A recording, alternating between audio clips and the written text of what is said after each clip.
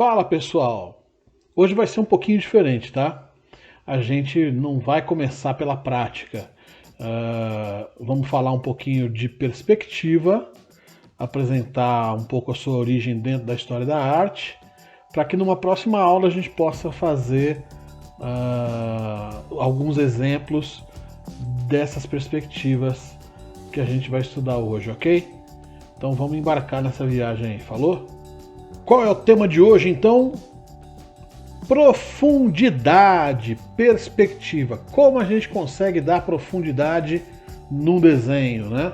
A gente tem dois caminhos, o caminho do escorço, que ele é mais intuitivo, e tem o caminho da perspectiva, que é uma técnica que foi criada para se trabalhar aí os detalhes no desenho. Vamos ver como é que foi essa viagem aí ao longo da história?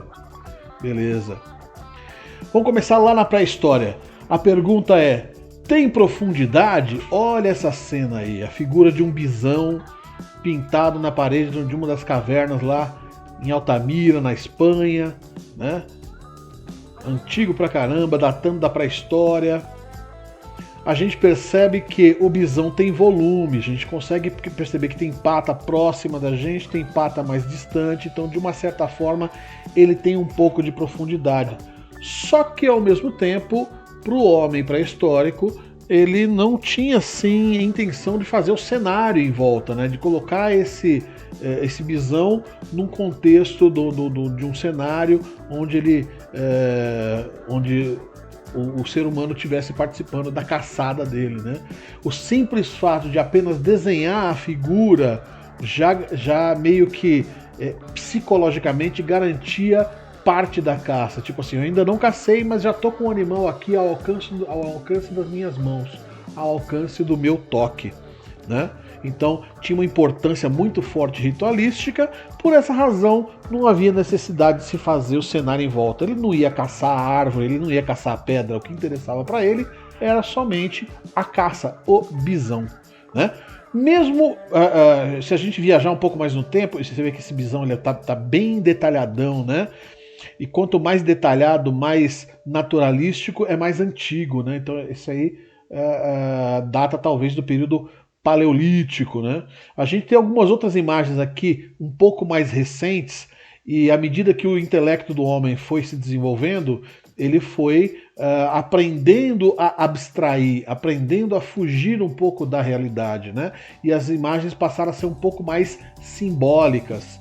Então aqui a gente tem duas cenas de caçada já de um período mais recente, né, do Neolítico. E a gente percebe nessas duas cenas aí que tem um animal e tem os caçadores correndo em volta, né? E mais uma vez, você tem um animal, você tem os caçadores, mas você não tem chão, pedra, árvore, mato, né? Ele está focando apenas no ato de caçar, né? Mas como você tem mais de um elemento na cena, essa cena ela tem um quê de profundidade, né? E é uma profundidade que ninguém precisou ensinar o homem a fazer. Ele meio que naturalmente escolheu esse caminho, né? Ele desenhou mais baixo um objeto ou animal que estava mais próximo e desenhou mais alto o objeto ou animal que estava mais distante, né? Aqui a gente tem um princípio de profundidade bem tímido ainda, né? Uma das regrinhas do escorço é desenhar em alturas diferentes, né? São regrinhas não escritas, são coisas que a gente, através da observação, deduz e tenta fazer, né?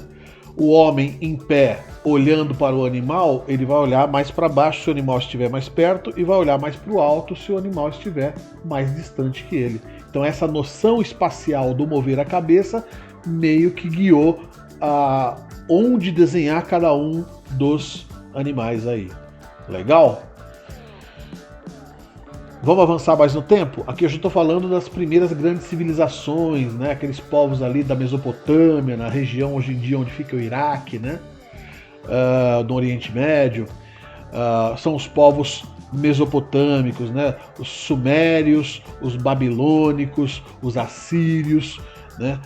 Todos aqueles povos, eles acreditavam em vários deuses, né? Em vários deuses. Dizem que tinha para mais de 3.000 deuses, né? Nos quais eles acreditavam, né? E sempre um grupo grande, uma pequena cidadela, né, onde tinham várias pessoas, era protegida por um desses deuses, né? O governante, ele se intitulava o escolhido de um desses deuses, né? E o povo acreditava enfim, e prestava a sua obediência tanto a esse governante quanto ao deus que comandava essa cidade. Embora eles soubessem que existissem outros deuses, né? Aqui a gente vê uma cena que é muito comum nas paredes de alguns templos dos povos da Mesopotâmia, onde você tem uma espécie de história em quadrinhos, né? A narrativa ela é contada cena por cena. Você não vê divisão entre um quadrinho e outro, mas aí a gente vê o mesmo personagem agindo em formas diferentes, ao que dá a impressão ele está criando os rios, né? Pelo que a gente está vendo aí, né? Agora, curiosamente, tem profundidade, né? A gente percebe o que é chão, a gente percebe o que é animal, a gente percebe o que é figura humana, a gente tem até uma percepção do que seria o rio aí, as águas, né? E a gente vê as águas ali com os peixes passando por trás dessa figura do deus Enki, né? Então tem uma certa profundidade, mas é uma profundidade meio confusa, né? Porque quase tudo é desenhado de frente ou totalmente de perfil e você não tem uma grande profundidade seguindo até um ponto mais distante, né? A gente vê o leito do rio sendo escavado numa forma bidimensional e as águas que fazem o trajeto lá distante, né, que passariam por esse leito do rio que foi escavado, a noção de distância se dá pelo fato de passar por trás da figura ali, né? Então é mais uma das regrinhas do escorço, né? Que são regrinhas não escritas, mas quando você esconde uma parte de um objeto atrás de outro, né? Você cobre um objeto com outro, você deixa claro que uma coisa está na frente e a outra está no fundo, né? Então a gente já percebe um pouco dessa profundidade aí. Eu tenho mais algumas outras imagens também da Mesopotâmia. Você vê que não tem cenário mesmo, né? Olha os pés ali embaixo dessas figuras humanas, como está um pé atrás do outro, né? Não tem profundidade assim, mas ao mesmo tempo você vê o braço passando por cima do tronco, né? Você vê essa pessoa que está andando de cavalo ali, né? Com um arco, uma flecha, né? Onde o braço está passando por cima da cabeça do cavalo. Então a gente tem uma noção do que está na frente e o que está no fundo, né? Eu vejo só uma perna do cavaleiro, a outra perna está do outro lado do cavalo, está sendo coberta por ele, né? Então tem profundidade e de uma forma que a gente vê, além do que já se trabalhava em termos de profundidade, que a gente viu que é a diferença das alturas, a gente vai perceber de uma maneira mais evidente aí nesses povos da Mesopotâmia, nem tanto na pré-história mais, a gente vai perceber então essa noção de profundidade obtida através da sobreposição. Então quando você desenha uma coisa em cima de outra, cobrindo um pedaço, você dá a sensação clara de profundidade, né? É mais uma das regrinhas do escorço. Então o escorço ele foi sendo desenvolvido, foi sendo criado com o passar dos anos aí, né? E é engraçado como cada povo resolve isso de uma maneira curiosa. Os egípcios, é muito fácil a gente reconhecer um desenho egípcio. Num primeiro momento você pode olhar para esse desenho e, se a gente voltar para os anteriores, você achar uma certa semelhança, porque as figuras estão em perfil, mas nem todas as figuras mesopotâmicas estão em perfil. Eu tenho também frente, né? Agora, no Egito era uma regra, né? Era uma regra rígida, né? Então, o tronco e os olhos do retratado eram representados de frente para o observador, enquanto a cabeça, os pés e as pernas eram desenhados de lado. É como se a pessoa tivesse sido amassada, ficasse fininha, como se fosse uma folha, né, de papel. Eles não tinham essa preocupação tanta com a profundidade, porque a linguagem dos desenhos prestava-se a uma simbologia, né? se a pessoa entendesse os símbolos, já era mais do que suficiente. Olha essa cena de batalha aqui embaixo, por exemplo, né? Que a gente vê aí. E uma coisa curiosa, o tamanho também não tem nada a ver com profundidade. Tamanho para eles tinha a ver com importância, né? Então, a carruagem, o cavalo e o faraó, o cavalo do faraó e o faraó, como o faraó é uma figura mais importante para o egípcio que as demais, ele era desenhado em tamanho grande. Os demais as demais pessoas aí do exército eram desenhados em tamanho pequenininho, né? Então não é que o faraó fosse um gigante, mas o tamanho aí, no caso, é importância, né? E a gente mais uma vez vê timidamente alguma coisa de profundidade aí no quesito alturas diferentes. A gente tem na base aí uma fileira de carruagens e cavalos voltando. Logo acima a gente tem um rio, portanto, então, essa fileira de carruagens está abaixo dessa margem do rio. A batalha está toda ocorrendo em cima do rio aí, né? E a gente vê uma outra coluna de soldados lá em cima que estaria mais distante. Então é como se o faraó estivesse abrindo caminho pelo meio de um batalhão que vinha vindo de uma forma fechada de um lado ao outro, né? Então tem insinuação de profundidade, muito embora para o egípcio profundidade é sinônimo de altura, né? Como assim? Olha, a coisa era tão difícil para eles que a gente vê aí duas pessoas dividindo o mesmo banco, a mesma cadeira, e de uma forma confusa, né? A gente vê as pernas da mulher que está em primeiro plano cobrindo parte do quadril do homem, mas ao mesmo tempo o ombro do homem está cobrindo o outro braço da mulher. Então quem tá de frente, né?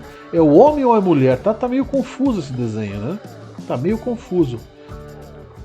Mas ainda assim há um pouco de sobreposição, né? O braço passando sobre o tronco, o braço da mulher passando por trás do tronco do homem, né? Então, para algumas coisas muito simples, eles usavam a sobreposição.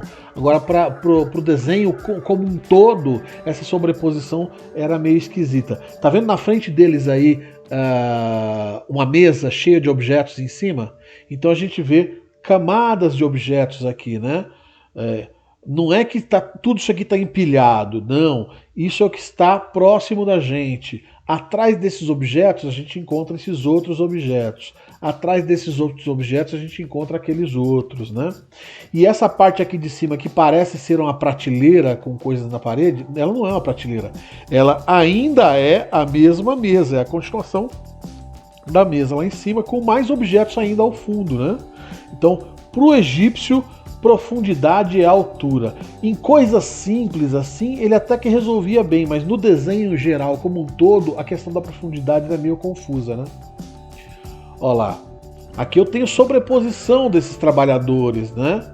Agora aquele ali está em cima de uma construção, ele está subindo o muro? Não, né? Bom, ele está construindo o muro, só que a gente não tem uma noção da espessura, né? Comparando com o que a gente está vendo do lado de cá. E a gente tem aqui embaixo um cara que tá colocando, ou tirando água talvez de um reservatório, né? Não é que isso é uma porta embaixo de uma área onde o cara tá pendurado ali em cima. Não, isso aqui é a frente, atrás desse lago tem um muro que está sendo construído, né?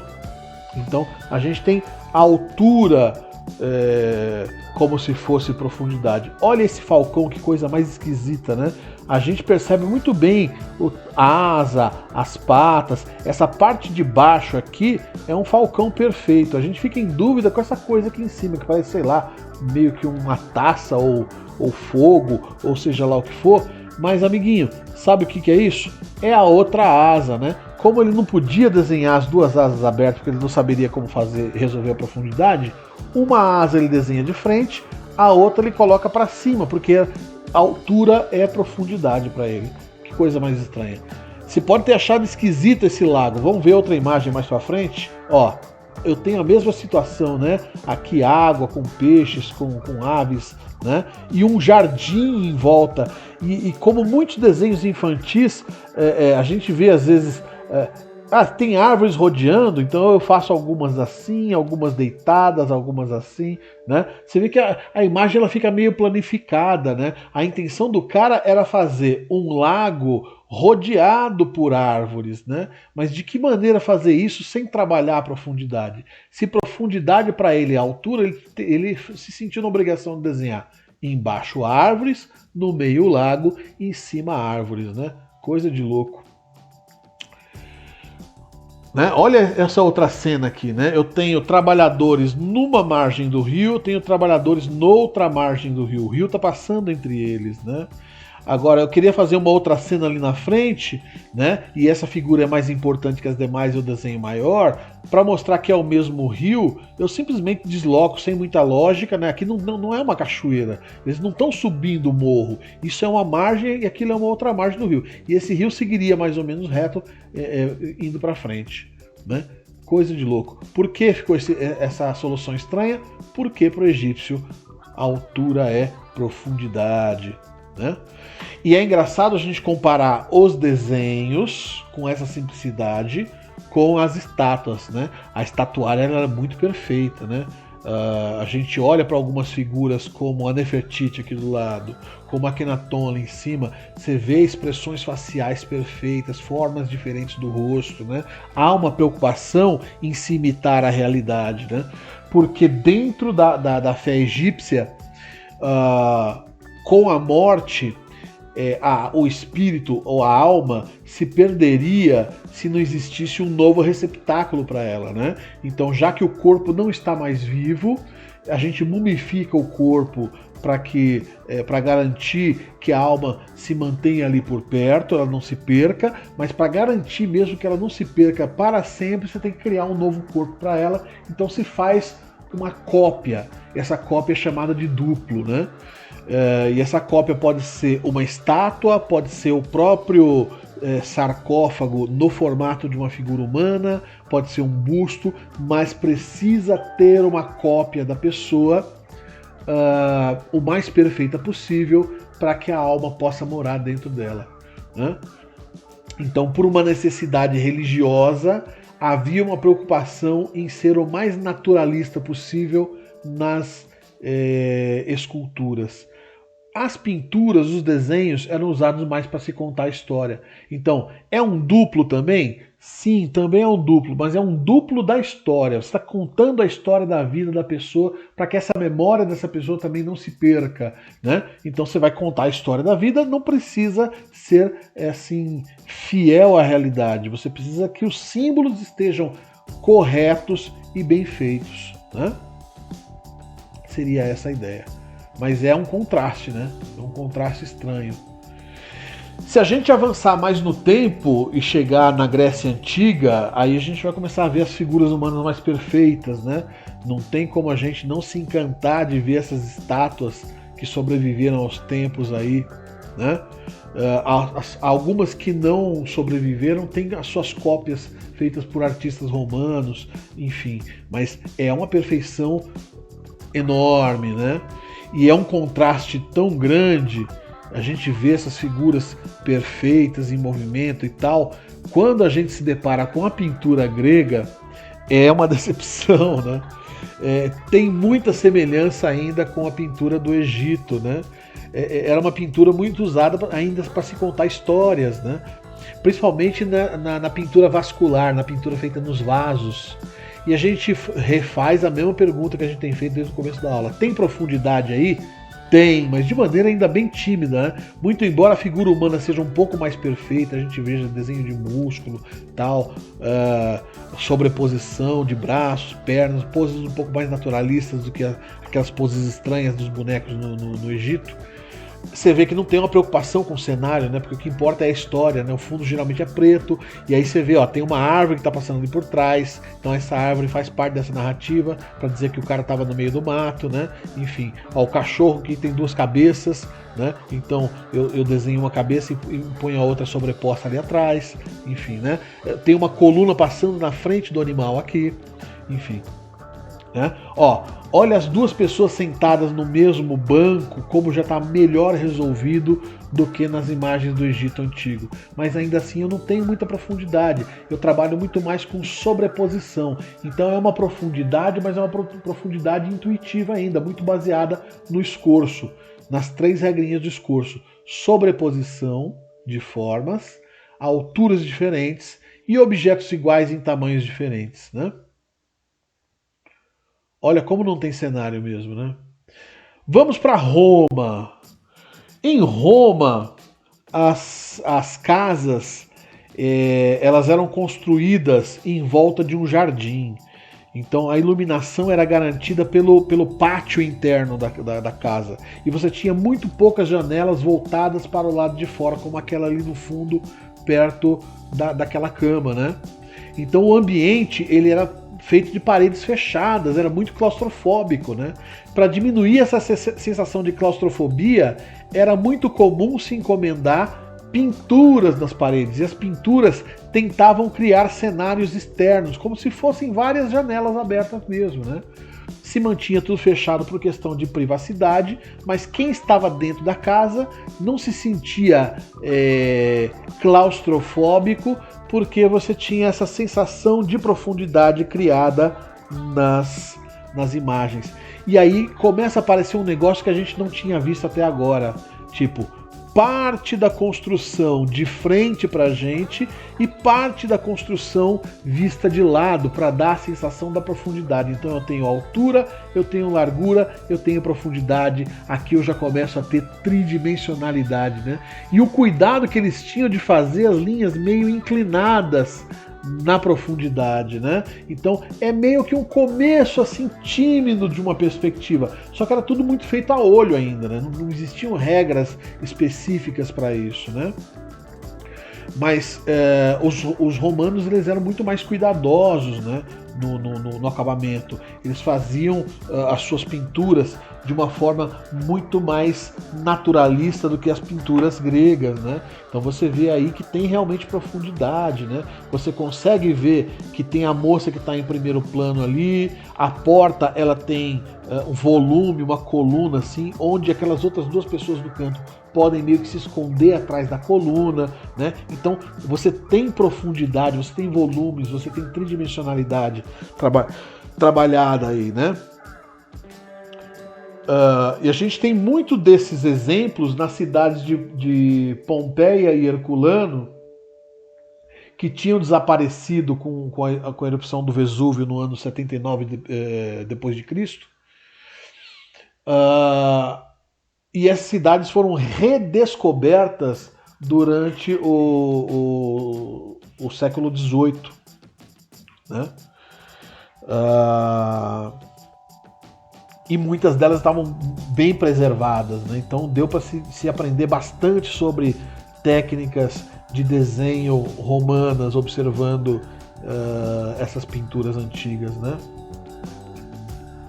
Veja que tudo tem profundidade mesmo, né? Você tem a frente do objeto, você tem a inclinação quando se trata de uma parte lateral, enfim.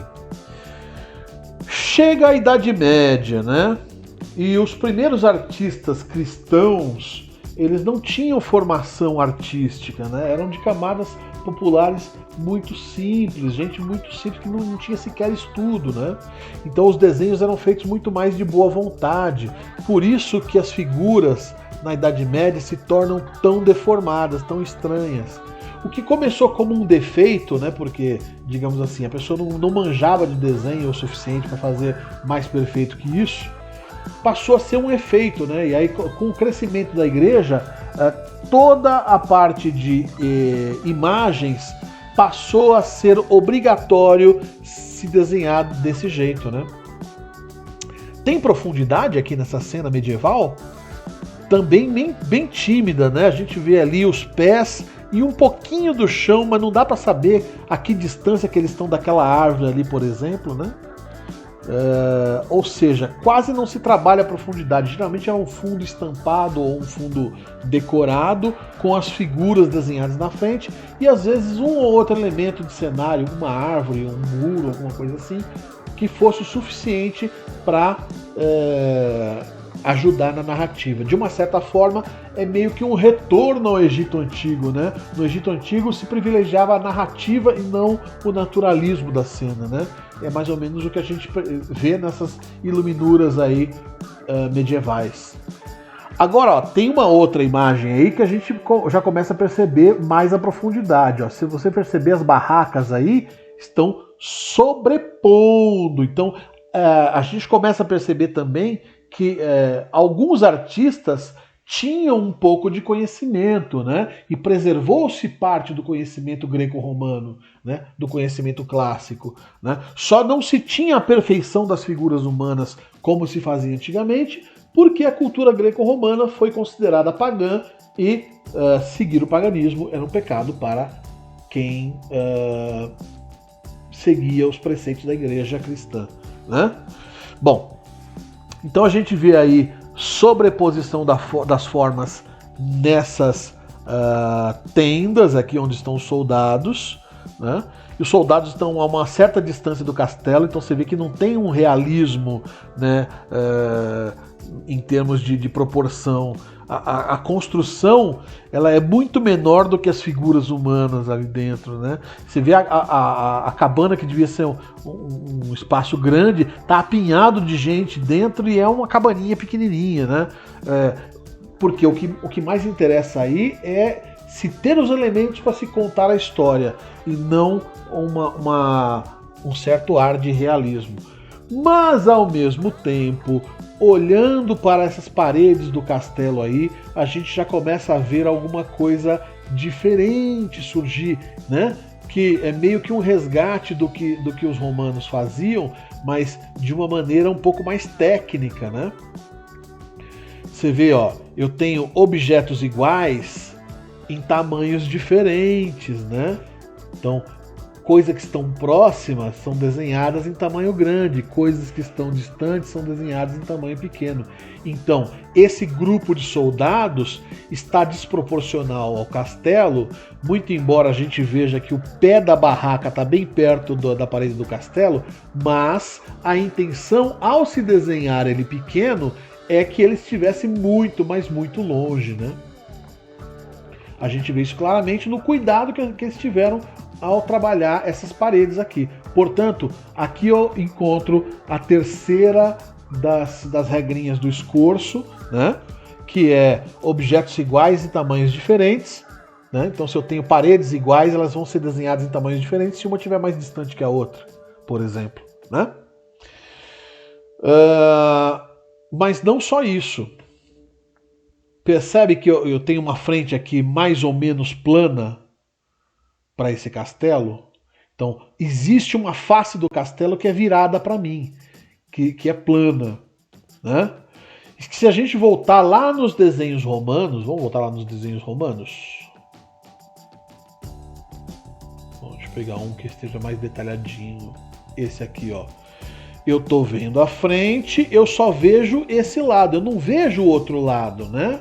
Porque eu estou mais deslocado para esse lado, então eu vou enxergar mais essa parede do que a parede do outro lado. Não tem lógica para mim eu desenhar a outra parede dessa construção aqui na frente, né? Se eu só vou enxergar essa parede aqui. Então era muito baseado no que se estava vendo, né? Agora, aqui você vê que eu tenho parede do lado de cá e parede do lado de lá. Parece que o castelo está meio que se abrindo, né? Mas a intenção não é dizer que ele está se abrindo, é dizer que tem, além dessa frente do castelo, eu tenho mais castelo para trás, tá? E aí eu simulo essa diminuição para os dois lados. Então você vê que é uma coisa meio sem regra mesmo, né? Mas curiosamente a gente já começa a perceber o surgimento de um elemento bastante importante.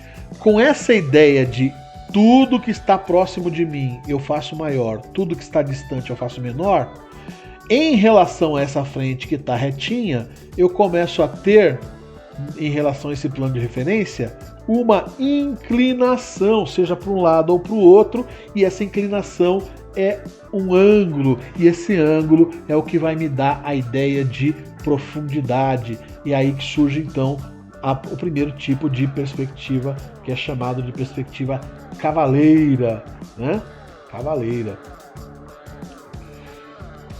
Por quê? Bom, era muito comum se andar de cavalo naquela época, né? Mas principalmente porque na chamada perspectiva cavaleira eu enxergo mais uma face, outra determinada face fica em ângulo e eu enxergo por cima, né? É a maneira como você, montado num cavalo, enxergaria as outras pessoas. Daí vem o nome perspectiva cavaleira.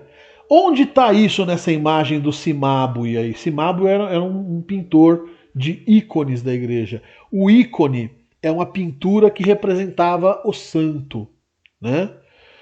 Já que o santo muitas vezes já tinha morrido muitos séculos antes da pessoa, a maneira dela invocar esse santo era ter um ícone na sua casa. É como se esse ícone fosse um telefone, uma linha direta com o santo, né? Enfim, então ter o ícone em casa era ter o santo em casa, né? Bom, tá vendo a frente aqui do bloco e o lado em ângulo e mostrando a parte de cima no que a gente chama de perspectiva cavaleira? Onde a gente tem isso? A gente tem isso aqui, ó, nos degraus, ó, a frente do degrau, o lado do degrau em ângulo, né? A parte de cima do degrau com um dos pés de Nossa Senhora, a frente do outro degrau, e eu teria mais ângulo vindo para trás. Então, nessa figura aqui, eu já percebo então que se fazia uso da perspectiva cavaleira, muito embora o cenário em volta não tivesse assim tanta profundidade. Mas de uma forma tímida, durante a Idade Média, já começa a surgir a perspectiva para solucionar problemas de profundidade, né? E lembra que eu falei assim que se retoma algumas coisas do Egito Antigo? A gente começa a ver que a figura mais importante era desenhada em tamanho maior do que as demais figuras, né? Então, se esse era um ícone de Nossa Senhora, a Madonna, né? Nossa Senhora com Cristo no colo, né? Os anjos que aparecem rodeando não são o tema central da pintura, portanto, o tema central tem que ser desenhado maior, porque o restante é menos importante nessa cena, certo?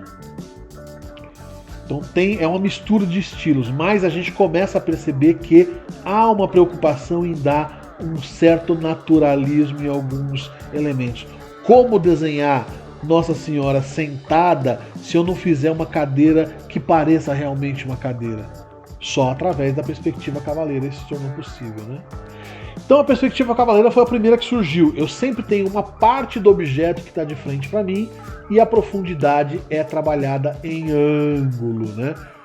Esse ângulo geralmente é de 30 graus, 45 ou 60. Dependendo do tamanho do ângulo, eu enxergo mais ou enxergo menos o lado. Quanto maior o ângulo, menos eu enxergo. Quanto menor o ângulo, mais eu enxergo, né?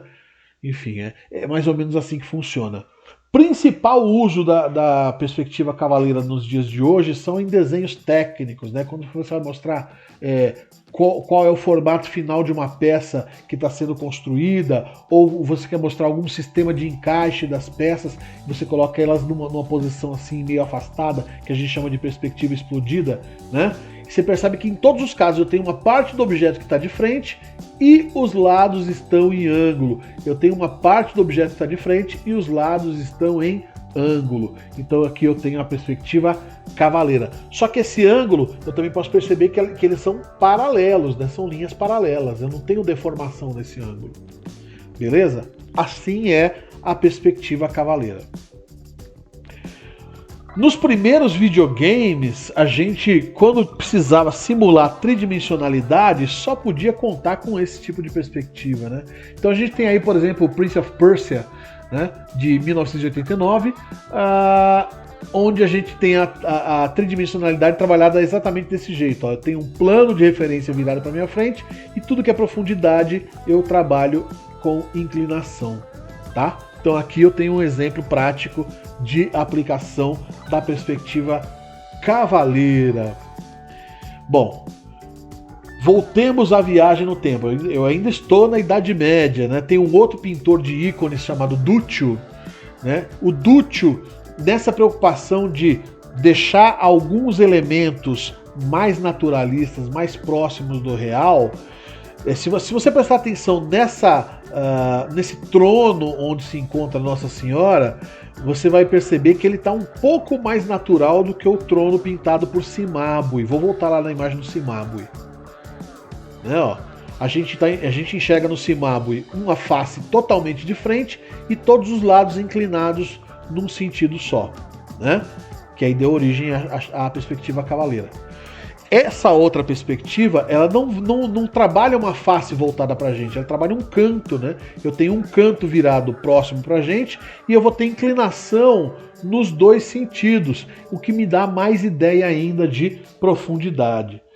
Surgiu um tipo diferente, então, de perspectiva aí, ó. Eu coloquei, então, os dois exemplos aí. Responde para mim, qual é o exemplo que mais se parece com o exemplo da cadeira aí da foto? É o cubo A ou é o cubo B? É o cubo B, né? No cubo A, eu tenho uma parte voltada para mim e eu tenho uma parte inclinada. E é engraçado que se eu comparar esse tamanho aqui, ele está muito maior do que o tamanho aqui do lado. Muito embora eu olhe para essa figura toda e imagine que seja um cubo, né? Não que seja uma figura mais estreita. Porque eu sei intuitivamente que tudo que está mais longe fica menor do que o que está mais perto, né? Então, a perspectiva cavaleira, apesar de ser técnica, ela ainda trabalha muito em cima do escorço. Agora, essa outra aqui, se eu comparar o tamanho desse lado, eu vou ver que é o mesmo tamanho daquele, que é o mesmo tamanho daqui, né? As linhas só estão desenhadas de forma inclinada. Então, eu tenho medidas reais, eu tenho mesmas medidas. Essa perspectiva, então, ó, é essa aqui, né? Essa é a que mais se parece com a cadeira que a gente está vendo aí da Madonna entronada, pintada por Duccio, né? Essa perspectiva, ela tem um nome. Como eu tenho os lados iguais, ela se chama isométrica. Iso igual, métrica, medida. Então eu posso ter medidas reais. Se for um cubo de 3 centímetros, eu posso desenhar 3 centímetros aqui, 3 centímetros aqui, 3 centímetros aqui, eu vou conseguir fazer essa figura. O segredo dela tá nesses ângulos. Eu tenho apenas uma linha em pé, ó.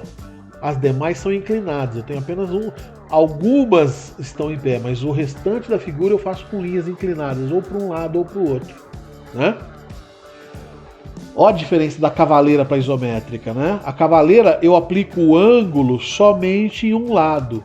Na isométrica eu tenho um ângulo em todos os lados. E se eu for pegar esse ponto central aqui, eu tenho um grande ângulo aqui em cima de 120 graus, mais um de 120, mais um de 120, 3 vezes 120, 360, já fez a volta completa aqui, né? Então, o segredo da isométrica é trabalhar com ângulos de 120 graus. Também é muito usado em desenho técnico para que a gente tenha a noção de como vai ficar uma peça que vai ser construída antes dela ser construída, né? Então, você faz todo o projeto e pode apresentar a perspectiva desse projeto dessa maneira. Você percebe que tem uma malha lá no fundo de linhas formando 120 graus, né, em todos os sentidos, para que eu possa desenhar isso aqui, né? Eu dei exemplo em jogo, vou dar exemplo em jogo de novo, né? Essa tridimensionalidade da isométrica a gente vê em alguns jogos mais antigos, principalmente nos simuladores de realidade, né? Como Age of Empires e os jogos mais ou menos assim. Aí a gente está vendo The Sims, né? Cujo primeiro jogo surgiu no ano 2000, né? E a perspectiva aí que a gente está vendo dentro da casa é isométrica, amigo. Ó, tenho linha em pé, tenho linha inclinada para um lado, tenho linha inclinada para o outro. Se eu for checar esses ângulos aqui, são ângulos de 120 graus para cada um dos lados ali, né? Então, a aplicação da isométrica é bastante comum em videogame. Beleza? E a perspectiva central que eu vejo aqui nessa pintura? Antes de chegar lá, percebe que tanto a cavaleira quanto a isométrica eu enxergo a figura por cima, tipo só vista aérea, eu não consigo enxergar por baixo? Diferente delas, aqui, quando eu começo a ter a perspectiva central no Renascimento, com Piero della Francesca. Piero della Francesca ele era arquiteto, né? E ele fez vários projetos arquitetônicos e precisava mostrar para a pessoa que encomendou os seus projetos de arquitetura como ia ficar a casa, o palácio, a igreja, seja lá o que foi encomendado para ele, depois de pronto. Então ele criou um método baseado na observação, mais calcado na geometria, que conseguiu se aproximar muito mais do real. Ele levou em conta uma coisa que não estava sendo levada em conta em nenhuma das perspectivas anteriores que a gente viu, né? Ele levou em conta o quê? A posição do observador. Tipo assim, se eu vou construir um prédio, para que a pessoa tenha a impressão de que está enxergando o prédio pronto, eu não posso fazer uma vista aérea. Na época não tinha helicóptero, as pessoas não iam ver a construção por cima. O mais normal era ver a construção a partir de uma posição no chão, né? Então, existe uma posição aqui no meio, né? Uma posição aqui no meio, uma altura aqui no meio que corresponde à altura do olho do observador. E se a gente prolongar todos os traços inclinados, eles vão acabar se cruzando num ponto que fica justamente nessa altura do olho, né? Essa é a lógica da perspectiva central criada aí por Piero della Francesca. A partir do momento que ele criou esse negócio e esse negócio se tornou popular dentro da pintura, porque além de arquiteto ele era pintor, ele começou a usar isso nas suas pinturas, aí virou uma febre, né? Ó. Percebe que as linhas elas se encontram, né? Num ponto central aí, por isso que era chamada de perspectiva central, né? Isso virou moda. Todo mundo passou a construir ambientes em volta das suas figuras, alguns ambientes até sem muita lógica, né?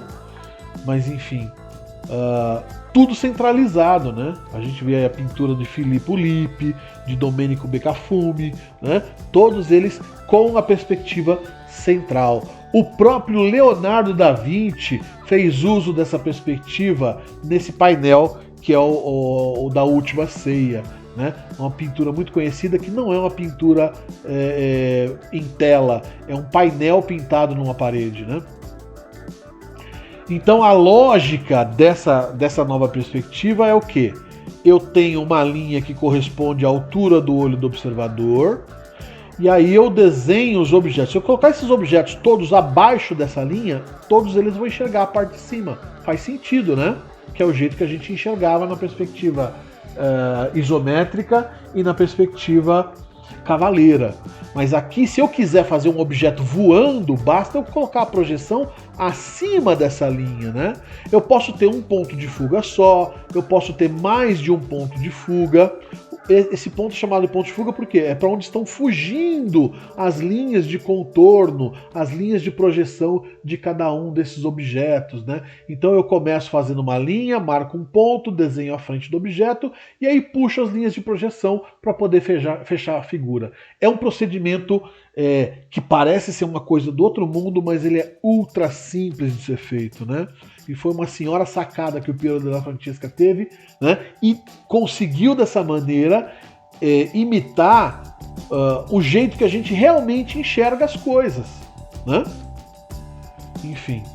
Então, existem outros tipos de perspectiva, tá? Eu vou me concentrar apenas nesses três que são os mais utilizados, os mais famosos. Existe a isométrica, aquela que trabalha com medidas iguais, e a gente vê a parte de cima e o objeto de canto. Existe a cavaleira, que a gente vê a parte da frente do objeto, o lado em ângulo, mas as linhas são paralelas. E existe a chamada perspectiva cônica, que se você prestar atenção, aqui está maior, lá está menor. Então eu tenho um afunilamento, deixa eu voltar, eu tenho um afunilamento que vai até o ponto de fuga, né? Ele vai se fechando como se fosse um cone. Daí vem o nome perspectiva cônica. A perspectiva cônica também é conhecida como perspectiva real, né? E aí é lógico que deu muito mais liberdade para os artistas, né? Pô, dá para você fazer qualquer coisa com essa perspectiva cônica. Dá uma olhada nos exemplos que eu coloquei aí, né? Você pode usar um ponto de fuga só aqui, né, para fazer tipo um corredorzão, como essa estação de trem aqui. O próprio trem obedece essa mesma perspectiva. Se você utilizar 2 pontos de fuga, você pode fazer uma esquina como essa, né? Então, ó, perceba, dá para você trabalhar. Esse aqui, curiosamente, eu tenho ponto de fuga para um lado, ponto de fuga para o outro, e percebe que eu estou enxergando o topo do prédio maior e a base menor, né? Porque o que está distante de mim tem que diminuir. Então eu posso também ter um terceiro ponto de fuga, inclusive fora da altura dos olhos, fora da minha linha do horizonte, né? É uma outra maneira de se trabalhar essa perspectiva cônica ou real, né? Eu dei exemplos em videogames, né? Então a partir do momento em que foi possível se criar cenários tridimensionais, a sensação de profundidade num jogo como Need for Speed, né, que desde 1994 já tenta imitar essa realidade, você vê que a resolução era mais tosca, a gente enxergava mais os quadradinhos, os pixels, né? A versão de 2017 ela parece muito mais com um filme, né? É muito mais próxima do real, mas ainda assim você vê que todos os três tem um quê de realismo, né? Você, ao jogar um jogo como esse, você tem a real impressão de que você está dirigindo o carro num ambiente de verdade, né? Graças ao uso da perspectiva cônica ou real, né? Olha lá, olha essa ilustração do Alex Ross também, né? Como a gente tem a sensação da profundidade aí dos prédios nessa cidade onde o Super-Homem está voando, na cidade de Metrópolis. Enfim, todos os prédios aí, você vê que ele tem inclinações, e essas inclinações elas vão se encontrar num ponto de fuga que se encontra atrás do Super-Homem ali, né? É como se a gente estivesse voando junto com ele. Muito legal essa ilustração, e só foi possível graças ao uso da perspectiva cônica.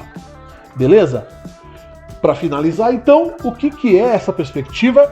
Perspectiva é um esquema de construção geométrico para se desenhar um objeto ou ambiente que é tridimensional, ou seja, tudo no nosso mundo tem 3 dimensões, tem altura, largura, profundidade, apresenta volume, né? Uma casa, uma mesa, uma cadeira, uma caixa de sapato, né? Se desenhar um objeto ou ambiente que é tridimensional, ou seja, possui altura, largura e profundidade, apresenta volume. E esse desenho tridimensional, por incrível que pareça, é feito numa superfície plana. O nosso papel é plano, o nosso papel é bidimensional. Só dá para você riscar altura e largura no papel, né? A única maneira de você conseguir fazer tridimensionalidade no papel seria dobrando e fazendo um origami, né? Agora, desenhando, você só tem altura e largura. Então, a nossa perspectiva nada mais é do que uma ilusão de ótica criada por essa deformação, por essa inclinação em ângulo que as linhas possibilitam, né? Então, o esquema de construção geométrico para se desenhar um objeto ou ambiente que é tridimensional, ou seja, possui altura, largura e profundidade, apresenta volume, numa superfície plana, bidimensional, isto é, só tem altura e largura de modo que pareça real, é a perspectiva. E a perspectiva nada mais é do que uma ilusão de ótica, amiguinho. Beleza? Entendeu, amiguinho? Então é isso, né? Só para pontuar, então, existe o escorço. O escorço ele é mais intuitivo. A gente aprende a trabalhar o escorço ao longo da história da arte sem precisar que alguém crie esse sistema. Ele partiu basicamente da observação. São regras muito óbvias, né? Sobreposição de formas, alturas diferentes, objetos iguais em tamanho diferente, vai reduzindo à medida que vai se afastando, aquela coisa toda, né? Já a perspectiva, ela precisou de que se criasse uma técnica, né? Então precisou primeiro que se surgisse a geometria e que dessa geometria se evoluísse um método de construção para imitar a realidade, né? Que foi aí desenvolvido ao longo do Renascimento, né? Com sua origem lá na Idade Média, né? Enfim, então deixa isso bem claro na sua mente. O escorço ele é intuitivo. A perspectiva é uma técnica criada, tá? Enfim, em linhas gerais é isso, a gente se vê na próxima aula. Até mais.